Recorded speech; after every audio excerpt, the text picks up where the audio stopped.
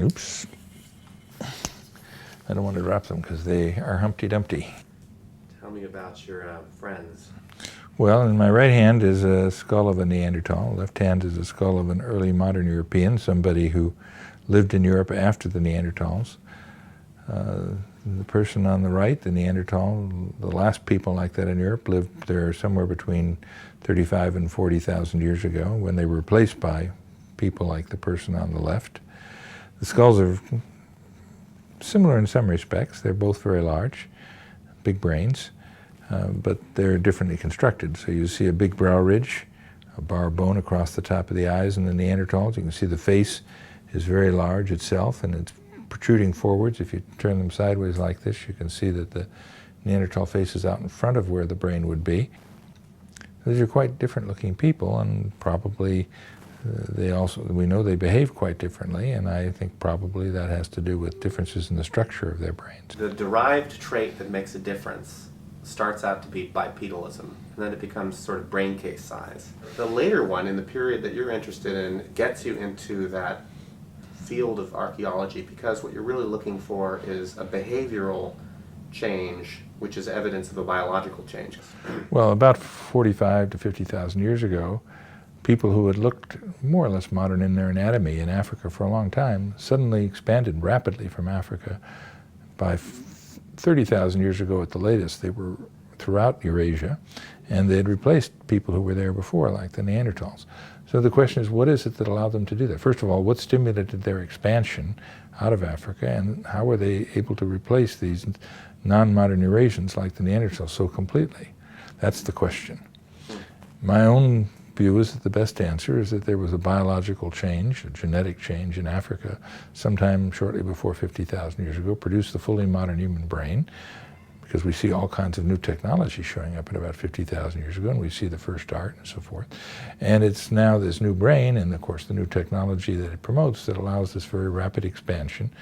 In fact, stimulates the expansion, because the people next door, if the people next door can't exploit the environment as effectively as you do, you're going to take over the environment from them. Up to that point, before 50,000 years ago, the Neanderthals and modern humans exploited the environment about equally effectively. Neither one would have had a competitive advantage over the other. But now if modern humans have a competitive advantage, they're going to expand at the expense of the Neanderthals. And the odd thing about the record, if there is anything that's odd, is that it doesn't look as if there was any real contact. I mean, there had to be physical contact of some sort, but it doesn't seem to have produced exchange of either genes or culture when modern humans, in fact, spread throughout Eurasia. There is an argument that there was some gene flow from Neanderthals into early modern humans 100,000 years ago. I actually don't buy it. I don't think the evidence is compelling. The people who are arguing, however, aren't arguing that it had any effect behaviorally on the Cro-Magnons. They're just arguing. The argument is this. It's actually quite straightforward. There are genes that the Neanderthals appear to share with Eurasians, both on the west, France, Spain, and on the east, Papua New Guinea and China, that neither Neanderthals nor Eurasians share with Africans. If that's true, then where did the Eurasians get those genes that aren't present in Africa? They must have got them when they were expanding from Africa and interbred a little bit, just a tiny little bit, with the Neanderthals. I don't buy it, and one of the reasons I don't buy it is because we don't know a lot about the genetics of living Africans, particularly the Africans who would be most relevant, those whose genetic lineages go back furthest in time. And then later on, at 40 to say 50,000 years ago, modern humans expanding from Africa went way beyond Israel into Western Asia, eventually, of course, to the Far East, but also to Europe, where they encountered the Neanderthals. That was the time when there could have been some interbreeding, and there's no evidence for it. Not even any evidence for cultural exchange. What kind of discoveries would, in fact, change that story that you have now? Well, you'd have to have a site that was clearly occupied by Neanderthals, presumably with their physical remains, and mainly with artifacts of the kind they produced, and then mixed in among those artifacts would be some that were clearly introduced by modern human invaders. There is one site like that, and for 50 years now we've had one site that seemed to be a place where Neanderthals were living, because we have some of their remains there, and most of the artifacts are the kind that Neanderthals produced, but then there were some that are very fancy art objects. And one of these so-called Chattelperronian sites, which Chattelperronian is defined by the kinds of stone artifacts that people were making, and seems to have been a Neanderthal culture, maybe the very terminal Neanderthal culture. But in most Chattelperronian sites, you don't get nice art objects and bone things and flower burials or whatever. It's only this one site in the Paris Basin where you get very nice art objects and bone artifacts and things of that sort.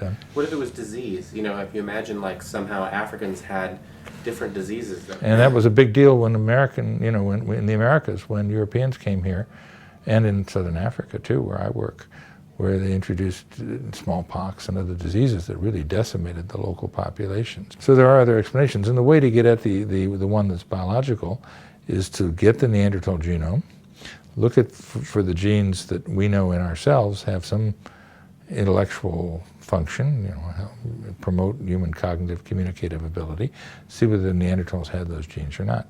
There's some indication right now that they didn't. At least there's some genes that they didn't have. And that would tend to support the idea that what allowed the replacement of Neanderthals was superior intellect. That's maybe a simple or simplistic way of putting it. But that's what I think is the most likely explanation. It seems to be the most parsimonious explanation. But it's disputed. And to many people, it seems almost like a racist explanation. I'm Neanderthal bashing. I'm accusing them of being incapable of moving, into any major Western city and going to a university like Stanford. Yeah, I don't think they would have coped very well. It's a good thing they're not around right now, because then we'd have an ethical dilemma. Well, imagine that I'm right in that there was some kind of genetic thing that happened, a mutation that happened in Africa 55, 60,000 years ago, promoting the modern human brain. It's serendipitous. It conceivably could have happened among the Neanderthals, in which case we'd have out of Europe. And they would have spread to Africa and the rest of the world, replacing in Africa people who look like us. And then we would be sitting here wondering what happened to those strange people who used to live in Africa. We're clearly different than the Neanderthals were. Now, is that a brain thing, or could it have something to do with the way we're organized socially? Could, I suppose. Even that seems implausible to me. I like that a lot better than some volcanic eruption simply wiped the Neanderthals out.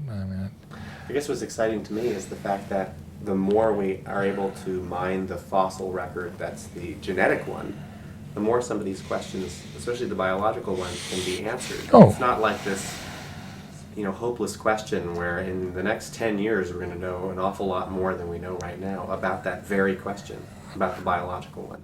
You only have to go back 25 years, and there was a strong argument that the Neanderthals were actually ancestral to modern Europeans. And Africans were only ancestral to modern Africans, ancient Africans. And now that's gone. So the genetics and, to some extent, new fossil finds have brought us a new knowledge that we're pretty confident in. And the next 20 years, maybe hopefully less, from my point of view, going to bring us more knowledge yet, and I think we will understand this out of Africa expansion. I'm struck by how often people say the record is bad about Darwin, and how if you actually look just at your own field, how many, there's missing links, but there's going to be a missing link between any two things. But it's surprising how many links there are, in fact, between a chimpanzee and a modern human, and how much detail. And almost the artifactual record is worse than the record of skulls. Yeah, it's bound to be imperfect, and I guess from the point of view of somebody who studies it, it wouldn't be good if it became perfect, because it would put us out of work.